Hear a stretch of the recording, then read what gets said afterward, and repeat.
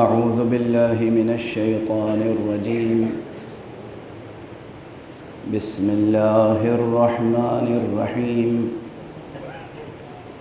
الحمد لله رب العالمين، والصلاة والسلام على أشرف الخلائق أجمعين، سيدنا وسيد الأولين والآخرين، حبيبنا وحبيب إله العالمين، إمام المرسلين وخاتم النبيين، أبي القاسم المصطفى محمد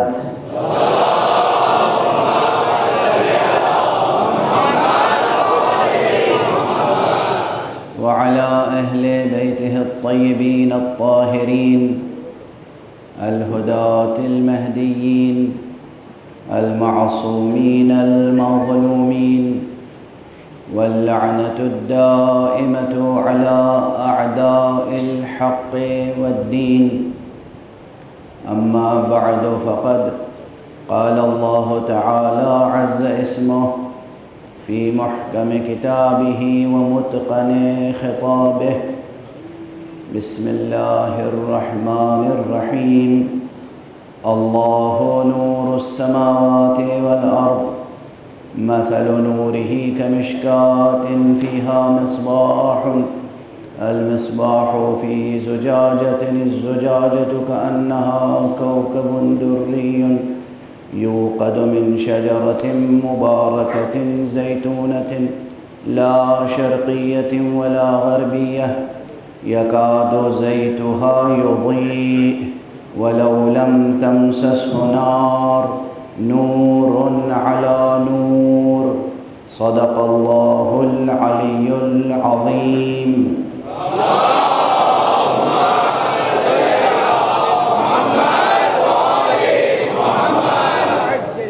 ایک مرتبہ اور بلند تر صلوات پڑھیں.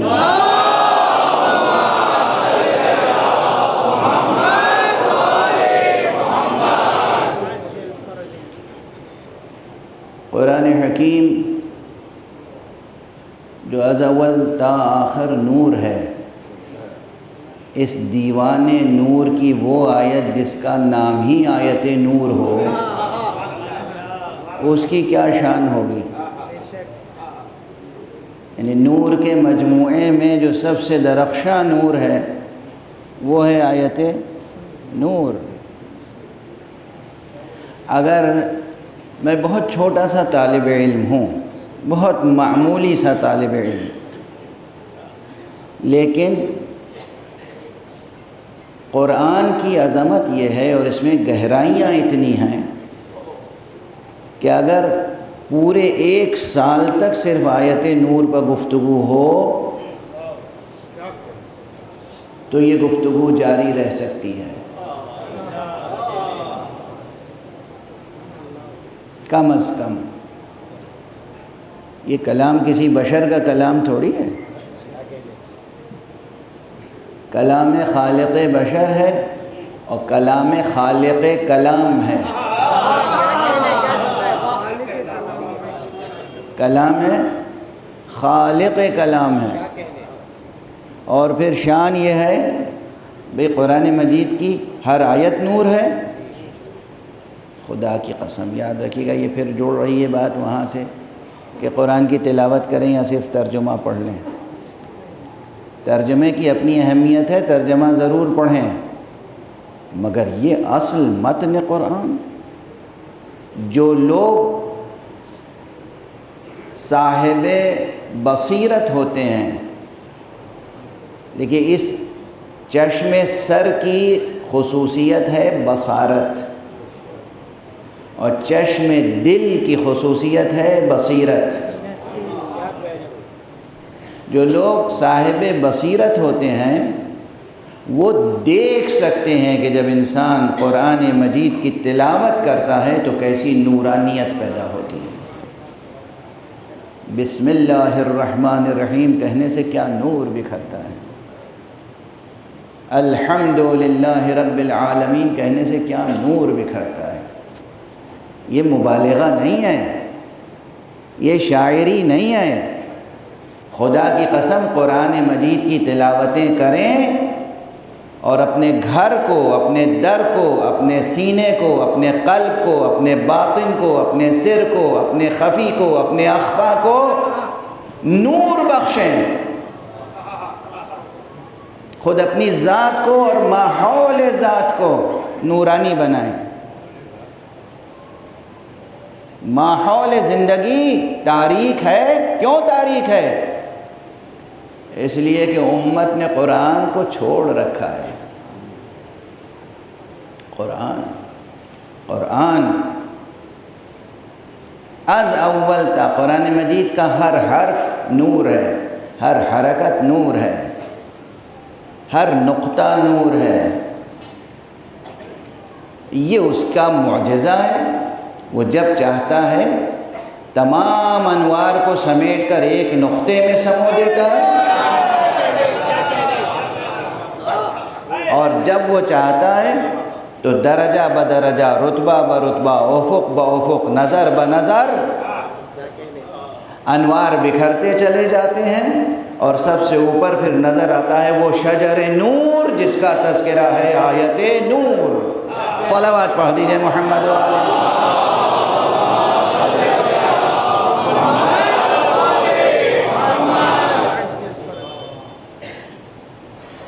کل جو بات میں نے کہی تھی وہ بہت کلیدی تھی، قفل ابجد کی کلید تھی وہ بات۔ اب قفل ابجد کسے کہتے ہیں؟ قفل کے معنی تو ہیں تالا۔ اب بھی بہت سے ایسے وہ صندوق ملتے ہیں اور ایسی بریف کیس آتی ہے کہ جس میں الفیبٹس ہوتے ہیں یا نمبر ہوتے ہیں، اب وہ نمبر کے ذریعے سے بند ہو جاتی ہے اور نمبر کے ذریعے سے کھل جاتی ہے نا؟ تو جو حروف یا لیٹرز کے ذریعے سے تالا کھلتا ہو اور بند ہوتا ہو اسے کہتے ہیں قفل ابجد۔ یہ سمجھ لیجئے آسانی کے لیے، بچوں کے سمجھانے کے لیے۔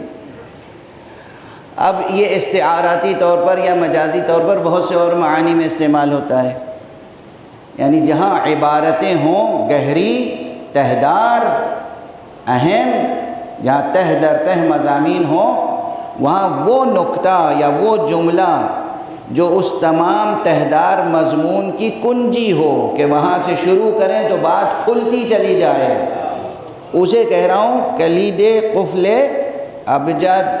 وہ ایک بات کہی تھی کہ یہ آیت کریمہ جو ہے آیت نور، اس میں تہ در تہ تشبیہ اور استعارہ ہے،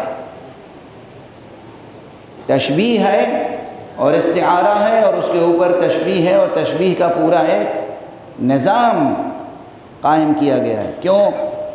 لیکن اس سب کے اندر بنیادی چیز، موضوع کیا ہے؟ ایک رخ کا لفظ کیا تھا، اللہ نور السماوات والارض، اللہ آسمانوں اور زمینوں کا نور ہے۔ تو بعض مفسرین نے اس کے بہت سامنے کے معنی لیے، اور وہ معنی یہ ہے کہ دراصل اس کے معنی ہے کہ اللہ آسمانوں اور زمینوں کا منور ہے، یعنی ہر شے کو نور بخشنے والا ہے، نور عطا کرنے والا ہے، روشن کرنے والا ہے۔ واضح ہے؟ اچھا، روشن کرنے میں بھی دو پہلو ہوتے ہیں کم از کم، ایک ظاہری پہلو، مادی پہلو، فزیکل پہلو، میٹیریل پہلو۔ یہ سورج جو روزانہ طلوع ہوتا ہے، یہ کس چیز کو روشن کرتا ہے؟ یہ سورج کس چیز کو روشن کرتا ہے؟ دنیا میں جو مادی چیزیں ہیں انہیں روشن کر دیتا ہے۔ زمین نظر آنے لگتی ہے، دریا، سمندر، درخت، پہاڑ، سبززار، چمن، گلزار، خود انسان ایک دوسرے کا چہرہ دیکھنے لگتے ہیں سورج کی روشنی میں۔ مگر سورج کی روشنی میں چہرہ ہی نظر آتا ہے، دل نہیں نظر آتا۔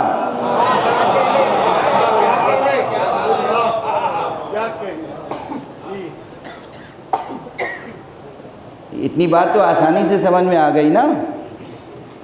ایک شخص ہے،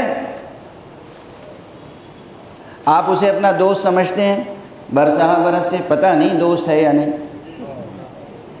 ایک شخص ہے، آپ اسے دشمن سمجھتے ہیں لیکن حقیقتاً پتہ نہیں وہ دشمن ہے یا نہیں۔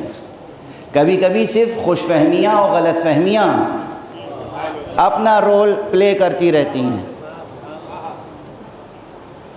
کہیں خوش فہمیاں نور بکھیرتی ہیں اور کہیں غلط فہمیاں تاریکیاں پیدا کر دیتی ہیں۔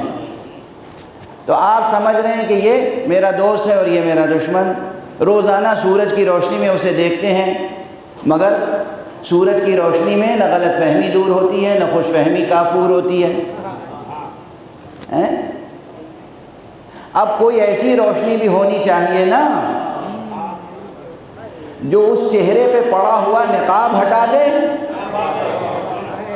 جو اس چہرے پر پڑا ہوا حجاب ہٹا دے، نظر آئے کہ بھئی یہ شخص جسے ہم دوست سمجھ رہے تھے یہ دراصل دوست نہیں ہے، دشمن ہے۔ یہ شخص جسے ہم دشمن سمجھ رہے تھے یہ دشمن نہیں ہے، یہ تو بہت اچھا انسان ہے، اس کے دل میں تو ہماری کوئی دشمنی نہیں ہے، یہ تو ہمارا دوست ہے۔ یہ باطن کی حقیقت، یہ کردار کی حقیقت، یہ سیرت کی حقیقت، یہ نیتوں کو روشنی بخشنا اس سورج کا کام نہیں ہے، اس کے لیے کوئی اور سورج چاہیے۔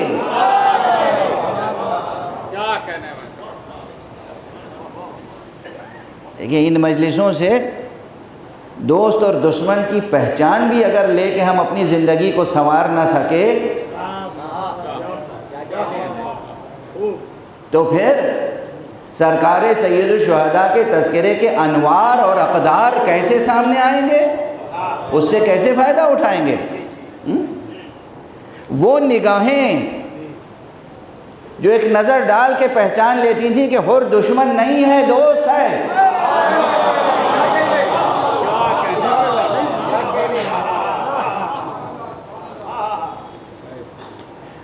ان نگاہوں میں کون سا نور ہے؟ یہ سورج کا دیا ہوا نور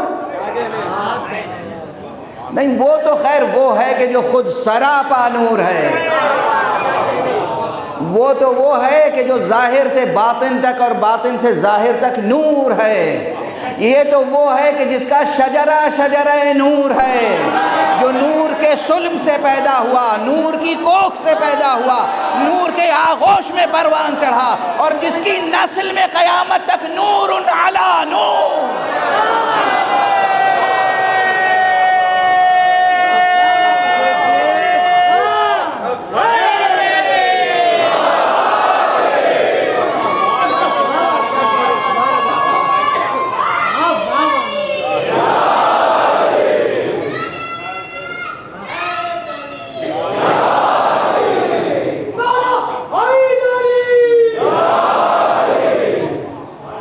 یہ وہ نور ہے، یہ زمزم نور ہے، یہ کوثر نور ہے۔ اس زمزم میں اور اس کوثر میں پانی نہیں ہے، نور ہے، اس کی نسل میں نور ہی نور ہے، نور علی نور۔ لیکن اس ذات گرامی، اس سرچشمہ نور کے ذکر میں شرکت کر کے، اس کی یاد میں قائم ہونے والی مجلسوں میں شرکت کر کے عام انسانوں کو کیا ملتا ہے؟ خدا کی قسم دونوں چیزیں ملتی ہیں، آنکھیں بھی روشن ہوتی ہیں، دل بھی روشن ہوتا ہے۔ آنکھوں میں پڑا ہوا گرد و غبار ان کے غم میں بہنے والے آنسوؤں سے دھل جاتا ہے، اور دل اگر کسی کا سخت ہو گیا ہو تو ان آنسوؤں سے وہ نرم ہو جاتا ہے۔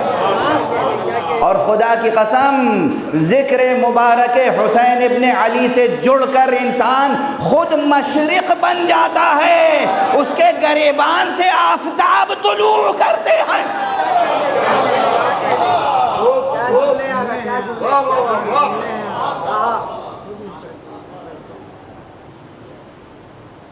اسے پھر عرض کر رہا ہوں، خطابت و شاعری نہ سمجھیے گا،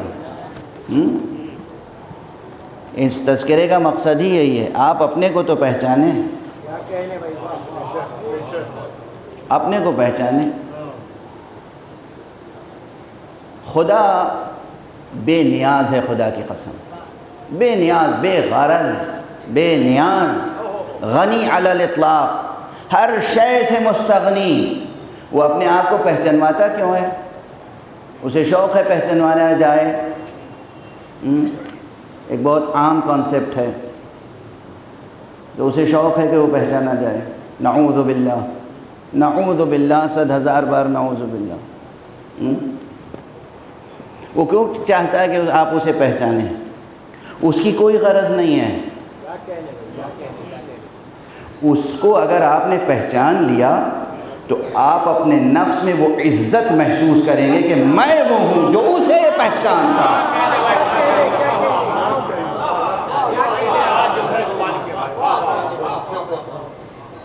واضح ہے؟ اکثر ہمیں ملتے ہیں لوگ، سیاسی سماجی کارکن حضرات، سیاسی کام کرنے کی ضرورت ہے، سماجی کام کرنے کی ضرورت ہے، ہیومن ویلفیئر کی کام کرنے کی بہت ضرورت ہے، ہیومینیٹیرین سروسز کی بہت ضرورت ہے۔ ہر انسان میں یہ جذبہ ہونا چاہیے کہ وہ دوسرے انسانوں کے لیے، اور صرف انسانوں کے لیے نہیں، ماحول حیات انسانی کے لیے، اس زمین کے لیے بھی، پیڑ پودوں کے لیے بھی، جانوروں کے لیے بھی، فضا کے لیے بھی، انسان کے لیے بھی، ہر ایک کے لیے جس قدر بھلائی کر سکتا ہے کرے۔ یہ جذبہ ہونا چاہیے۔ جو لوگ بہت سگریٹ پیتے ہیں وہ کم سے کم 2 جذبے سے سگریٹ چھوڑ سکتے ہیں۔ ایک تو یہ کہ خود ان کی جان کو خطرہ ہے، دوسرے یہ کہ ان کے دھوئیں سے پالوشن میں بھی کچھ نہ کچھ اضافہ ہوتا ہے۔ سگریٹ آپ پیتے ہیں، لیکن آپ کے ارد گرد دوست احباب عزیز اقربا جو بیٹھے ہوتے ہیں انہیں بھی تکلیف ہوتی ہے، بلکہ مرض لاحق ہو سکتا ہے، بیمار پڑ سکتے ہیں۔ ایک مثال دی میں نے، ہو سکتا ہے جو لوگ سگریٹ پینے کے عادی ہوں وہ آج سے میرے مخالف ہو جائیں، تو ہو جائیں۔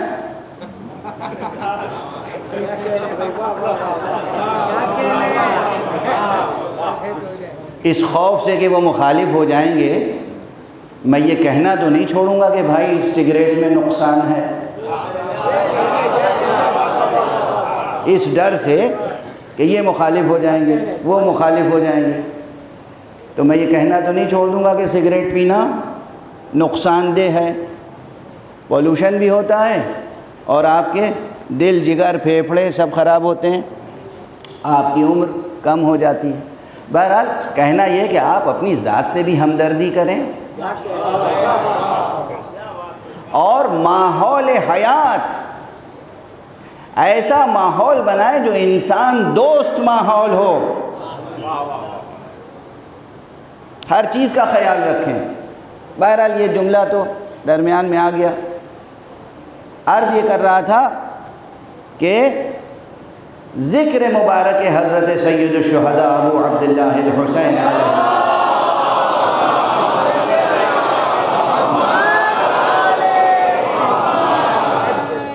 اس سے بصارت بھی حاصل ہوتی ہے، آنکھیں بھی روشن ہوتی ہیں، بصیرت بھی حاصل ہوتی ہے، دل بھی روشن ہوتا ہے، اور جو اس ذکر سے جڑ جائے حقیقت میں، رسمن نہیں، تجارت کی نیت سے نہیں،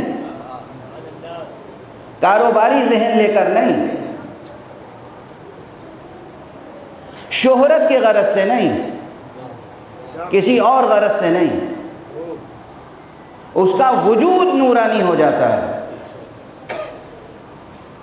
اور اس سب نور کا سرچشمہ کیا ہے؟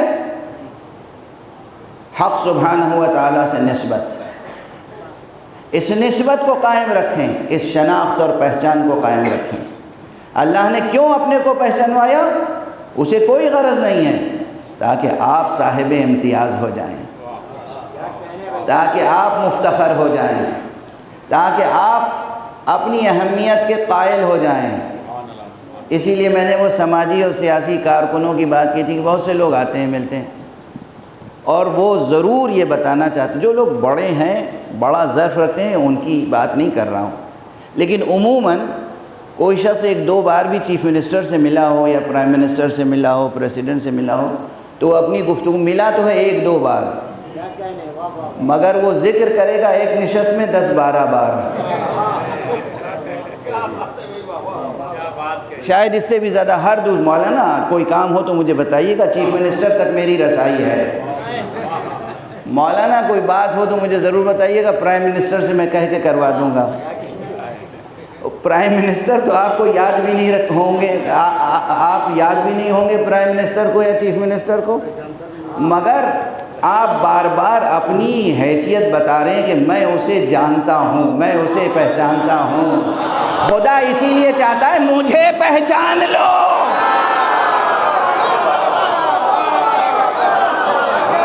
ناز کرنا ہو تو اس پر ناز کرو کہ میں خدا کو پہچانتا ہوں۔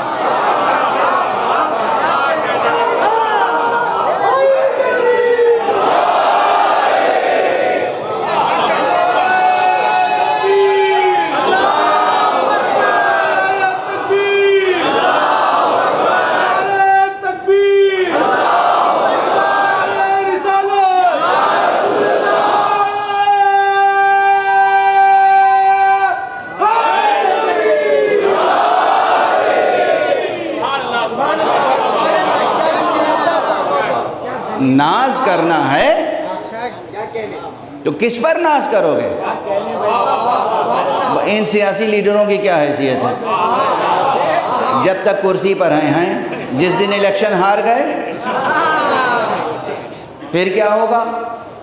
اب وہ جو صبح سے شام تک تذکرہ کرتے تھے، میں انہیں جانتا ہوں، میرے بڑے اچھے تعلقات ہیں، جس دن وہ ہاریں گے دوسرے دن نہیں میرے ان سے کوئی تعلقات نہیں۔ آگے جو دوسرا لیڈر آیا ہے ابھر کے، کہیں اس سے دوری نہ ہو جائے۔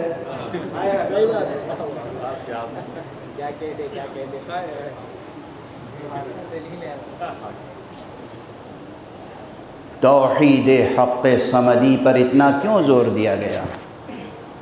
کلمہ لا الہ الا اللہ پر اتنا کیوں زور دیا گیا؟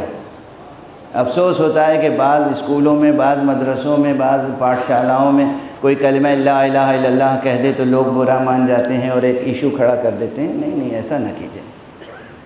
وہ اللہ، وہ ایشور، وہ خدا، وہ جو اس پوری سنسار کا، اس پوری کائنات کا بنانے والا ہے، اس کو سب سے زیادہ یاد رکھنے کی ضرورت ہے۔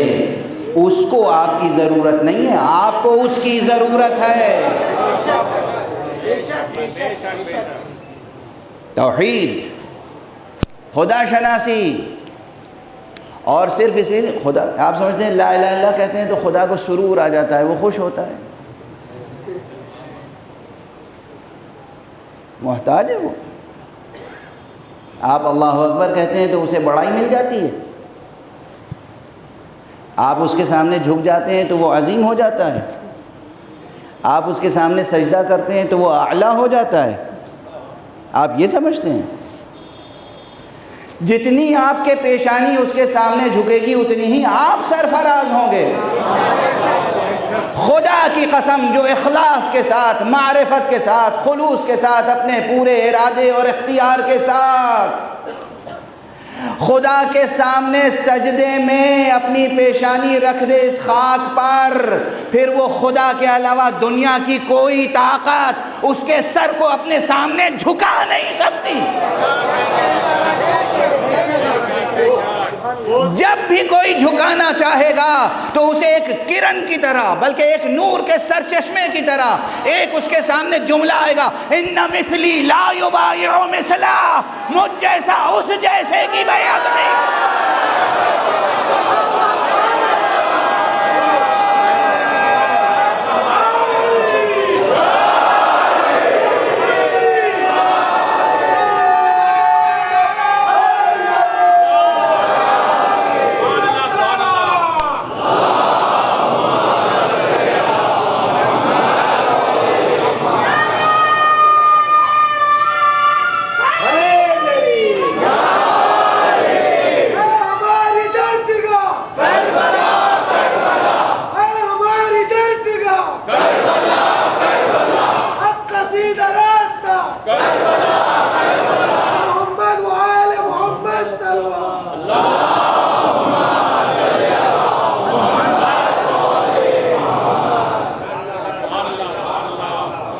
خدا کی معرفت کا حق تو کوئی بھی نہیں ادا کر سکتا،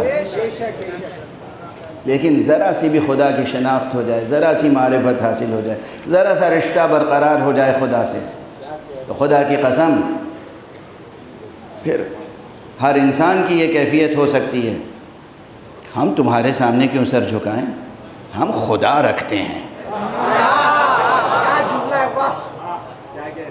ہم بھی خدا رکھتے ہیں۔ تم کیا رکھتے ہو؟ ایٹم بم رکھتے ہو؟ تم کیا رکھتے ہو؟ توپیں بہت اچھی بناتے ہو۔ تم کیا رکھتے ہو؟ پیٹرول رکھتے ہو؟ تم کیا رکھتے ہو؟ گیس رکھتے ہو؟ تم کیا رکھتے ہو؟ بہت بڑی فوج رکھتے ہو؟ ہم بھی خدا رکھتے ہیں۔ صلوات پڑھ دیجئے محمد۔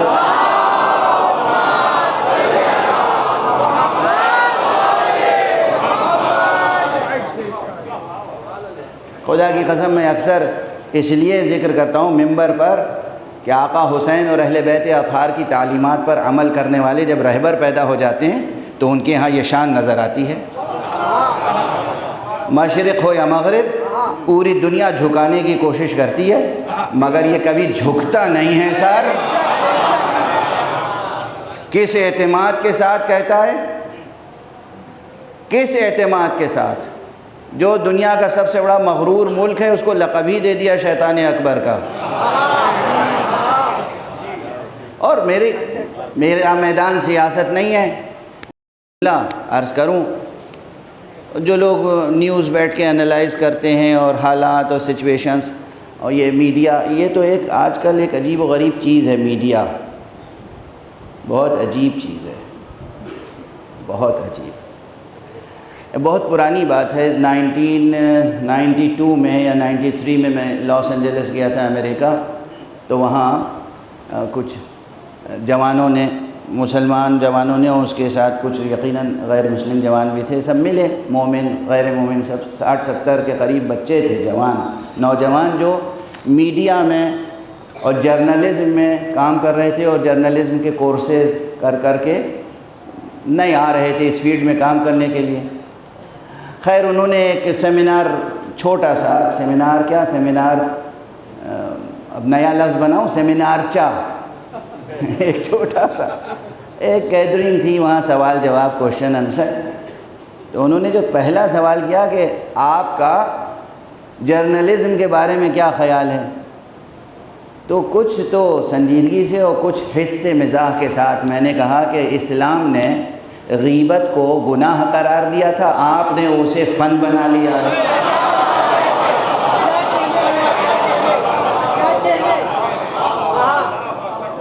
اسلام نے غیبت کو حرام قرار دیا تھا، آپ نے اس کو انڈسٹری بنا دیا۔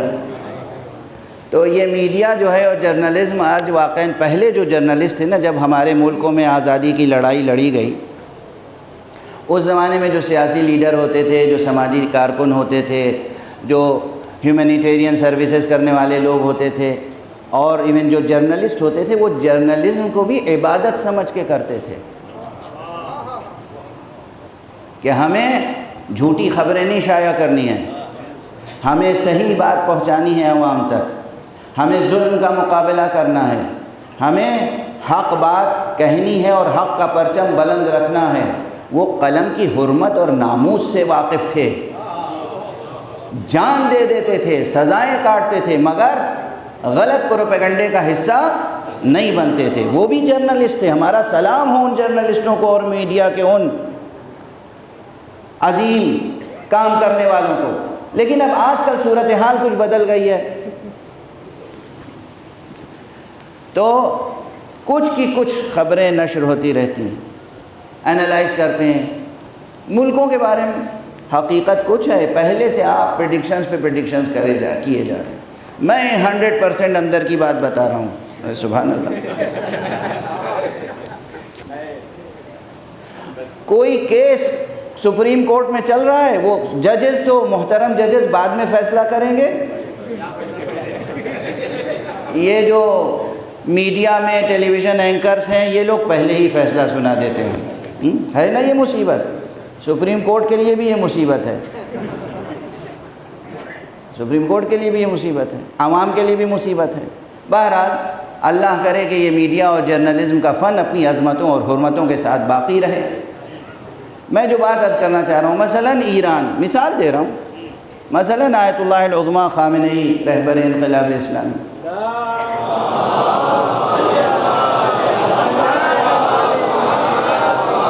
اب تجزیے ہوتے رہتے ہیں، خود ہماری قوم ٹکڑوں میں بٹ گئی ہے۔ کیوں؟ ایک سوال کا جواب دے دیجئے مجھے۔ جب سے جمہوری اسلامی ایران قائم ہوا ہے حضرت امام خمینی رضوان اللہ علیہ کے انقلاب کے نتیجے میں، آج تک دنیا کی تمام بڑی طاقتیں سینکشنز لگاتی رہیں، پابندی، سینکشنز، پابندی، سینکشنز، اقتصادی ناکہ بندی، اقتصادی ناکہ بندی۔ اس کے باوجود جنہیں یہ سمجھتے تھے کہ یہ علماء، یہ عمامہ رکھنے والے، یہ حکومت کیا چلائیں گے، یہ سیاست کیا کریں گے، یہ ملک کیا چلائیں گے، دوسرے ملکوں پہ جن پہ پابندیاں نہیں ہیں، دیکھیے کہ وہ اقتصادی طور پر ناکام ہوتے جا رہے ہیں۔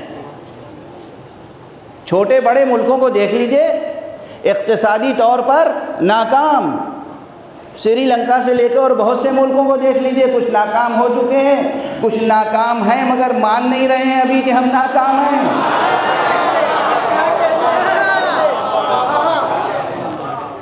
کچھ یہ جد و جہد کر رہے ہیں کہ ناکامی سے بچ جائیں، یہ سب کچھ، مگر تعلیم کے میدان میں، سائنس کے میدان میں، ریسرچ کے میدان میں، طب، میڈیکل سائنس کے میدان میں، پریکٹیکلی ہاسپٹلز، انٹرنیشنل اسٹینڈرڈ کے ہاسپٹلز تعمیر کرنے کے میدان میں، ہر اعتبار سے اتنی ترقی کی ہے سینکشنز کے باوجود ایران نے۔ میں کہتا ہوں یہ صرف معجزہ ہے اس پرچم کا جس پر لا الہ الا اللہ لکھا ہوا ہے، اور اس رہبر کی تاثیر ہے جس کے دل پر لا الہ الا اللہ لکھا ہوا ہے۔ صلوات پڑھ رہے محمد و آلہ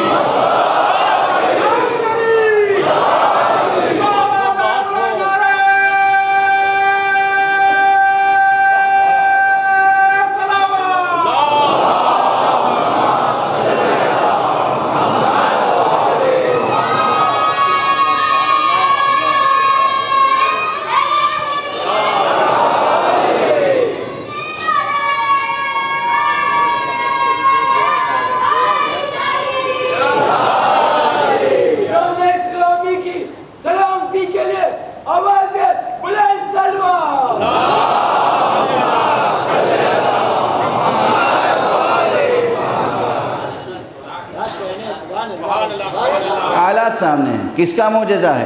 توحید حق سمجھ۔ ہم خدا رکھتے ہیں، ہم امریکہ کے سامنے کیوں جھک جائیں؟ ہم خدا رکھتے ہیں، ہم کسی اور کے سامنے کیوں جھک جائیں؟ ارے ہم کسی کے سامنے جھک جائیں تو خدا کو کیا جواب دیں گے؟ ہم خدا رکھتے ہیں، ہم کلمہ طیبہ رکھتے ہیں، اور ہم تو وہ ہیں جو کلمہ طیبہ بھی رکھتے ہیں، شجر طیبہ بھی رکھتے ہیں۔ کلمہ طیبہ بھی رکھتے ہیں، شجر طیبہ بھی رکھتے ہیں۔ وہ شجر طیبہ جس کی جڑ نور، تنا نور، شاخیں نور، پتے نور، کلیاں نور، پھول نور، پھل نور، شجرہ کیا ہے؟ نور علی نور۔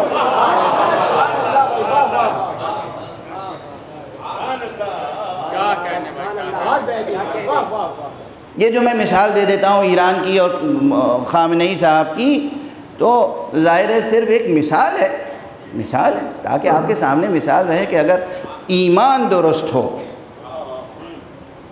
یقین محکم ہو، پوری دنیا مل کے مخالفت کرے تب بھی سر جھکتا نہیں ہے، سر جھکتا نہیں۔ یہ کہاں سے طاقت آئی؟ یہ درس کہاں سے آیا؟ یہ سبق کہاں سے سیکھا؟ یہ افسانہ نہیں ہے، کہانی نہیں ہے، یہ زندہ تاریخ ہے کہ انقلاب کی سب سے پہلی تقریر حضرت آیت اللہ خمینی نے روز عاشورہ کی تھی۔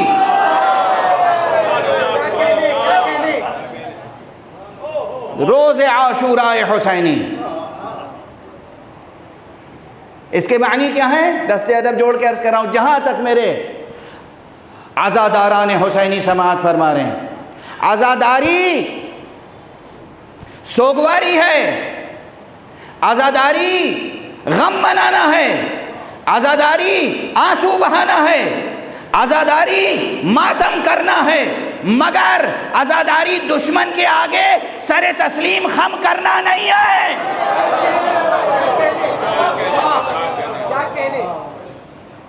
عزاداری ہے غزا روح عزا، جان شریعت کی قسم۔ عزاداری کی روح جہاد ہے، عزاداری کی روح بے دینی سے جہاد ہے، عزاداری کی روح باطل سے جنگ ہے۔ خالی یہ دہراتے رہنے سے کام تھوڑی چلے گا کہ کربلا کی جنگ حق و باطل کی جنگ تھی۔ اگر کربلا کی جنگ حق و باطل کی جنگ تھی تو کربلا کا نام لے کر مجلسوں کا تبرک کھانے والوں تم نیوٹرل کیوں ہو؟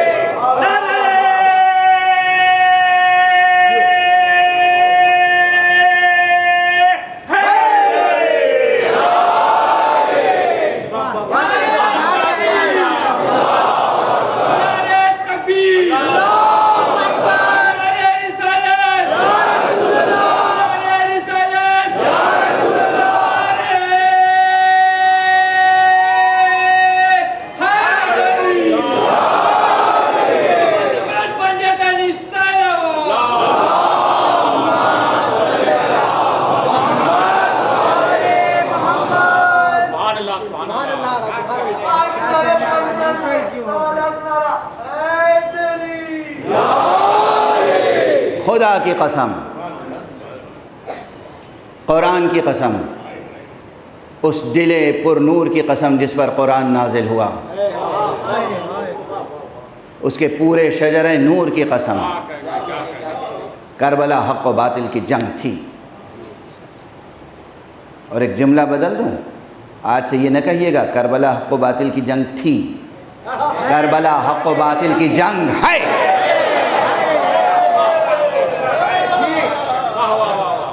کربلا کی جنگ ختم نہیں ہوئی ہے، ہر ایک کو طے یہ کرنا ہے کس کے لشکر میں شریک ہونا ہے۔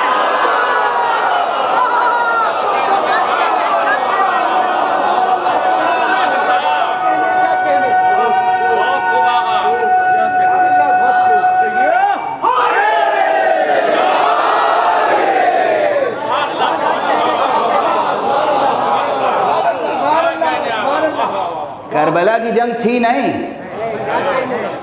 محمد رسول اللہ تھے نہیں، ہیں، علی ولی اللہ تھے نہیں، ہیں، حسین ہمارے امام اور رہنما تھے نہیں، ہیں، کربلا کی جنگ حق و باطل کی جنگ تھی نہیں، ہے۔ طے یہ کرنا ہے کہ تم حسین کے لشکر میں ہو یا یزید کے لشکر میں۔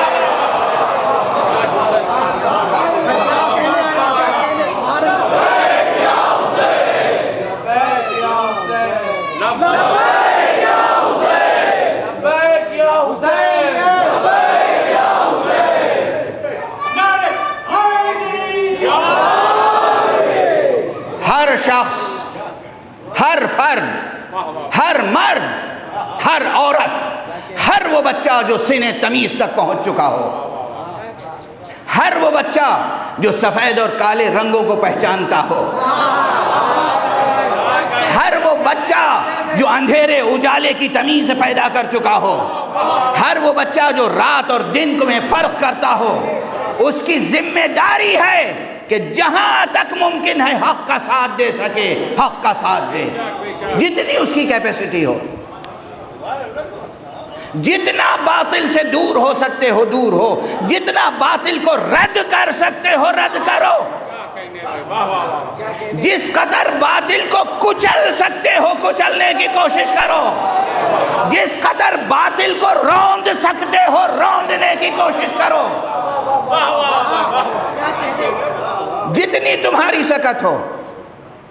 ورنہ حق و باطل کی جنگ میں بس دو ہی لفظ ہیں، حق باطل، درمیانی کوئی چیز نہیں ہے۔ نیوٹرلزم کے معنی ہے منافقت۔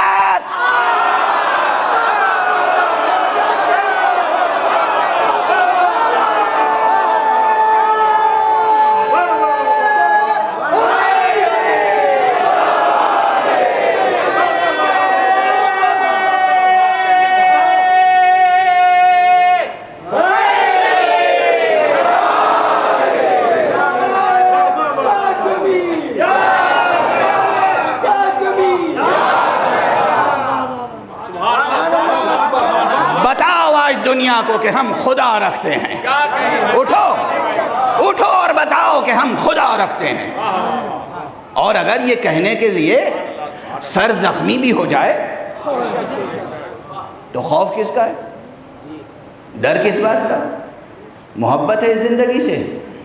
یہی کمزوری ہے،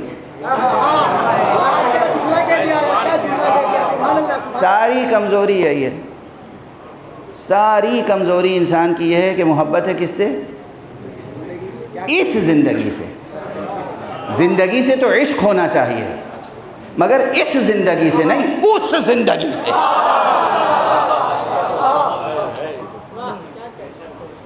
اس زندگی سے نہیں، یہ زمین پر رینگتی ہوئی زندگی،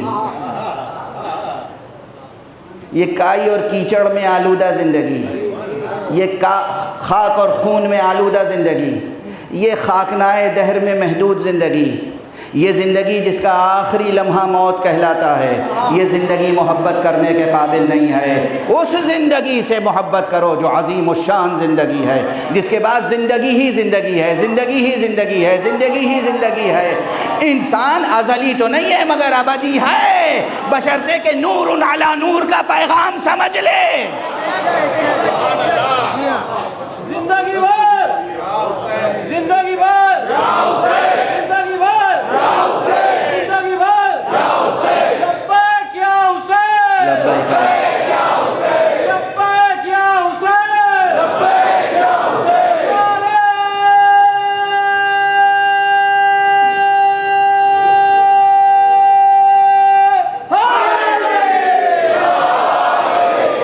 عزیزو فرش عزا سے اٹھو تو بتاؤ دنیا کو کہ ہم خدا رکھتے ہیں۔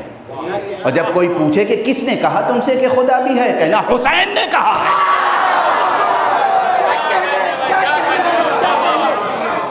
کسی کی مجال نہیں ہے جو تمہیں جھٹلا دے۔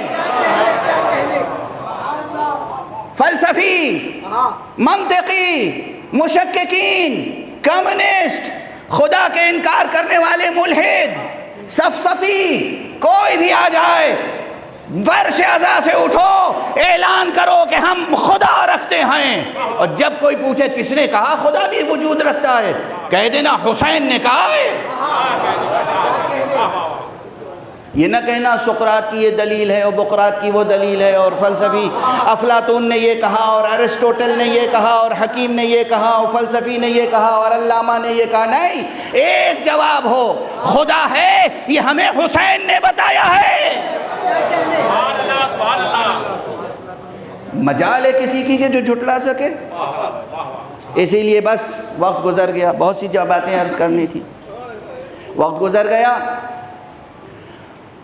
لیکن بے اختیار یاد آ گیا مجھے، پہلے سنا چکا ہوں، مکرر عرض کر رہا ہوں۔ جوش ملیح آبادی نے ایک جگہ کہا ہے کہ ثبوت حق کے لیے ہم ایسے اہل نظر کو ثبوت حق کے لیے اگر رسول نہ آتے تو صبح کافی تھی، صبح یہ بات کہہ چکا ہوں میں کہ صبح ہو، شام ہو، ظہر ہو، ہر گزرتا ہوا لمحہ وجود خدا پر ایک دلیل ہے۔ لیکن انہی لمحوں میں لوگ سانسیں لیتے رہتے ہیں اور خدا کا انکار کرتے رہتے ہیں۔ ہر ذرہ خدا کے وجود پر دلیل ہے، مگر ذروں کے اوپر چلتے رہتے ہیں اور خدا کا انکار کرتے رہتے ہیں۔ تو اس فقیر نے کہا تھا، انہوں نے کیا کہا کہ ہم ایسے اہل نظر کو ثبوت حق کے لیے اگر رسول نہ آتے تو صبح کافی تھی۔ اس فقیر نے کہا ہے نہ مدرسے نہ مساجد، نہ فلسفہ نہ کلام، نہ مدرسے نہ مساجد، نہ فلسفہ نہ کلام، ثبوت حق کے لیے بس حسین کافی ہے۔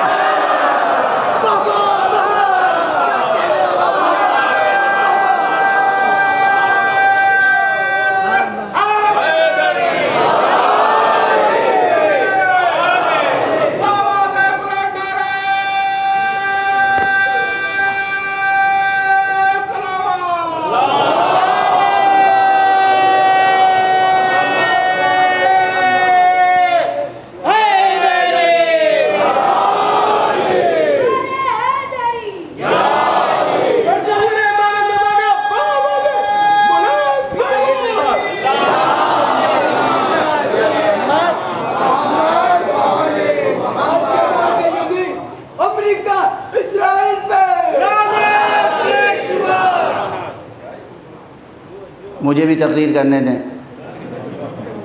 وقت کے دامن میں گنجائش کم ہوتی ہے۔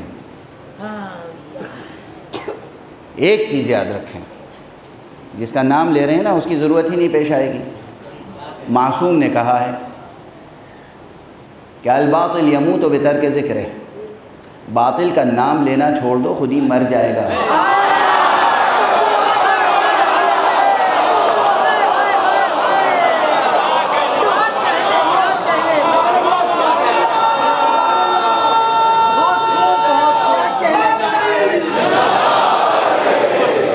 یہ میں نہیں کہہ رہا ہوں، مولا نے کہا ہے، معصوم کا پیغام ہے۔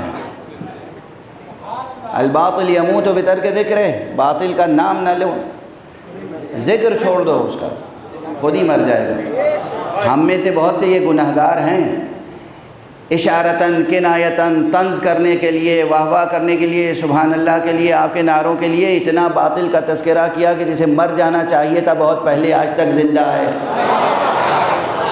یعنی کم سے کم اس کا نام زندہ ہے، تذکرہ ہوتا ہے، لوگ اس کے بھی حمایتی کھڑے ہو جاتے ہیں کہیں نہ کہیں سے۔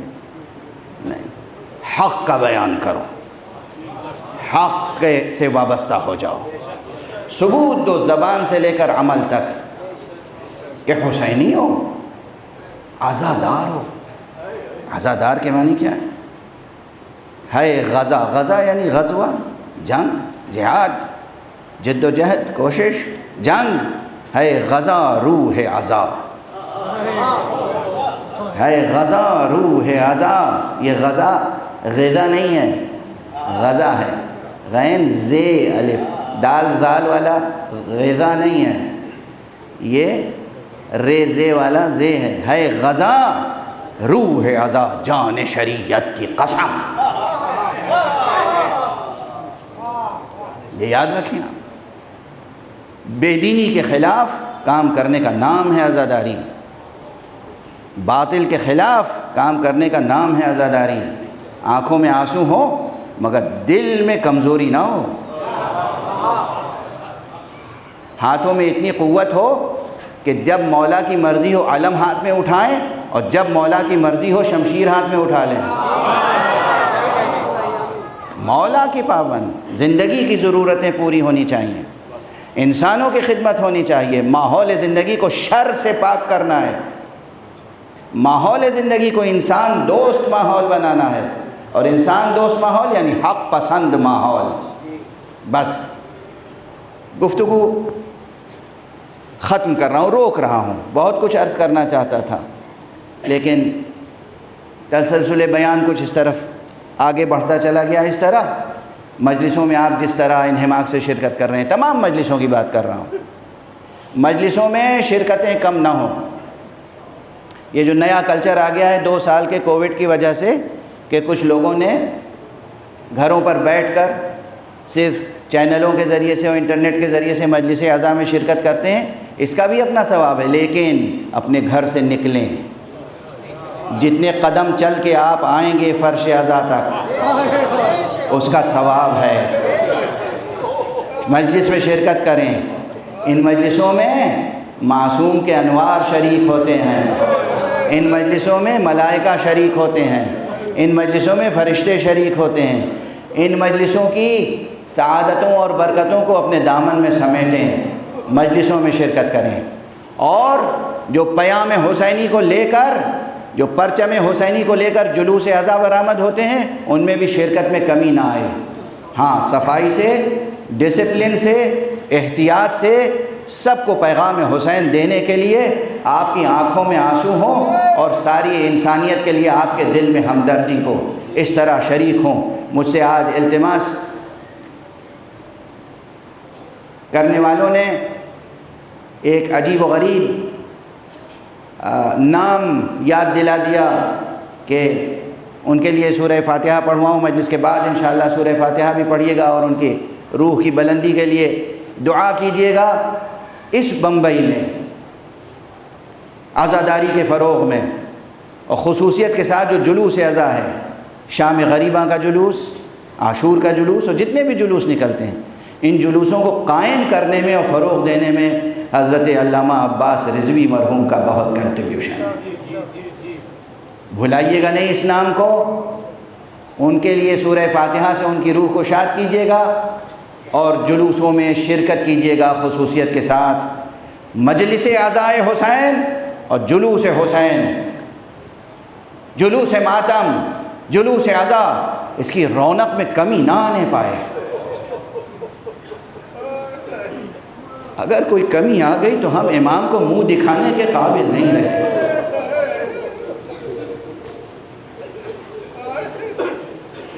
اس زینب کو کیا منہ دکھائیں گے جو رسن بستہ ہو کر کربلا سے کوفے اور کوفے سے شام تک گئی؟ اس بی بی کو کیا ہم منہ دکھائیں گے اگر ہم آقا کی محبت میں خود پا برہنہ اور سر برہنہ جلوس میں شریک نہ ہو سکے؟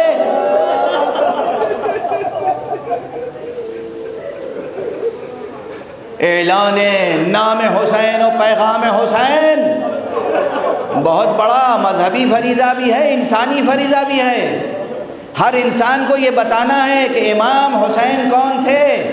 امام حسین وہ تھے جنہوں نے انسان کی حقیقی آزادی اور حریت کے لیے، انسان کی سربلندی کے لیے، انسان کی سرفرازی کے لیے، اقدار انسانی کے لیے، ہیومن ویلیوز کے لیے، امن اور انصاف کے لیے، پیس اور جسٹس کے لیے اور فریڈم کے لیے قربانی دے دی۔ اور کیسی کیسی قربانیاں اور کیسی کیسی مثالیں قائم کی۔ بس چند جملے کہہ کر گفتگو کو تمام کر دوں۔ ویسے تو یہ جملہ یاد رکھیے گا اس فقیر کا کہ ہمارے یہ معصومین تو وہ ہیں جو سراپا نور ہیں، عرش نشیں ہیں، فلک نشیں ہیں، فردوس نشیں ہیں، مالک فردوس ہیں، انہیں اس خاک نائے دہر میں آنے کی کیا ضرورت تھی؟ یہ ان کا تشریف لانا اس زمین پر یہ خود قربانی ہے۔ ان کی زندگی روز اول سے روز آخر تک قربانیوں پر مشتمل ہے۔ ہم آئے ہیں امتحان کے لیے، یہ آئے تھے قربانیوں کے لیے۔ تو ان کا ہر گام، ہر قدم قربانی اور مثالیں، ہر قربانی میں پوری انسانیت کے لیے مثال ہے۔ وہ صحرائے عرب جس میں دور دور تک پانی نہیں ملتا تھا، اپنے عزیزوں کے لیے، اپنے گھرانے کے لیے اور اپنے ساتھیوں کے لیے، اپنے اصحاب اور احباب کے لیے، اپنے دوستوں کے لیے اور جانثاروں کے لیے پانی ذخیرہ کر کے چلے ہیں آقا حسین، مگر سامنے سے بظاہر دشمن کا ایک رسالہ آ گیا۔ کیا کیا آقا نے؟ معلوم ہے کہ بظاہر یہ دشمن کا رسالہ ہے۔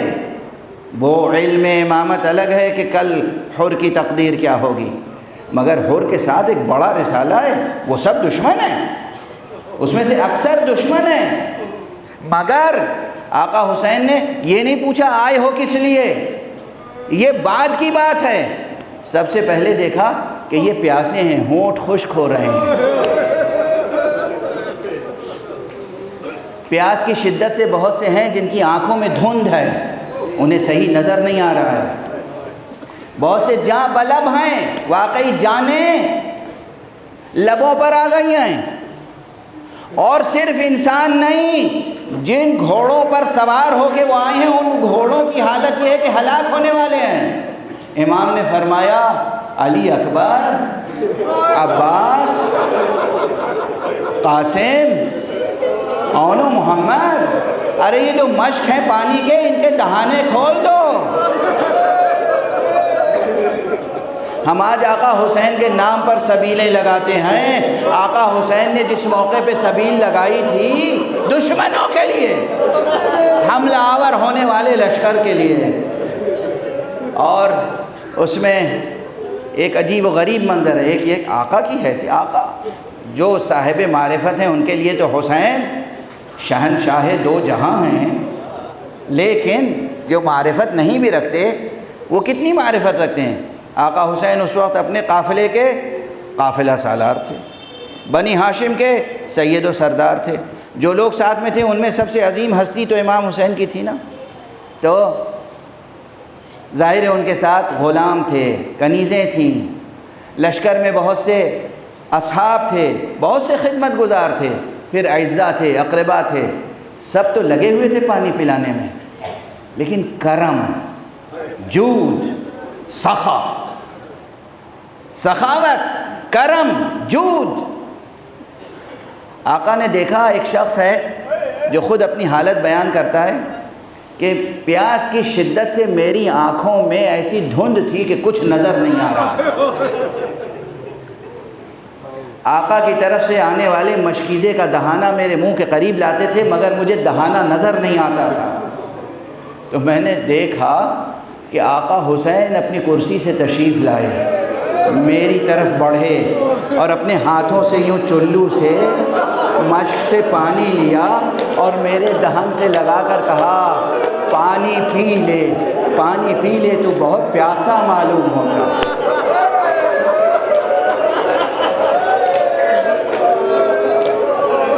قربان ہو جائیں ہماری جانیں اور سید الشہداء ابو الشہداء ابو عبداللہ الحسین پر۔ وقت ختم ہو گیا، بس یہی جملہ کہتا ہوں، سارے ذاکرین کہتے ہیں یہ وہ حسین ہیں جنہیں علم ہے کہ روز عاشوراء خیام حسینی سے ایک ہی آواز بلند ہو رہی ہوگی، ہر بچے کی زبان پر ہوگا العطش العطش۔ بچے کہہ رہے ہوں گے بھیا علی اکبر العطش، بچے کہہ رہے ہوں گے چچا عباس العطش، اور یہ جانے والے بھی جنگاہ کربلا میں ایک ایک کر کے جائیں گے اور پیاسے اپنا سر نظر مولا کر دیں گے۔ انا للہ وَإِنَّا إِلَيْهِ رَاجِعُونَ رِضًا بِقَضَائِهِ وَتَسْلِيمًا لِأَمْرِهِ۔ پروردگار ہمیں علوم قرآن اور معارف اہل بیت سے آشنا فرما۔ پروردگار معبود ملت اسلامیہ کو بلا تفریق مسلک محمد اور آل محمد کی تہذیب کے سانچے میں ڈھال دے۔ پروردگار میرے معبود، تمام عالم انسانیت میں بے چینی ہے، ہر جگہ بد امنی ہے، معبود انسانوں کو امن اور عافیت عطا فرما۔ پروردگار شر کا خاتمہ کر دے، پروردگار خیر و برکت کو فروغ عطا فرما، پروردگار نقش باطل مٹا دے، پروردگار نقش حق کو نمایاں سے نمایاں تر فرما۔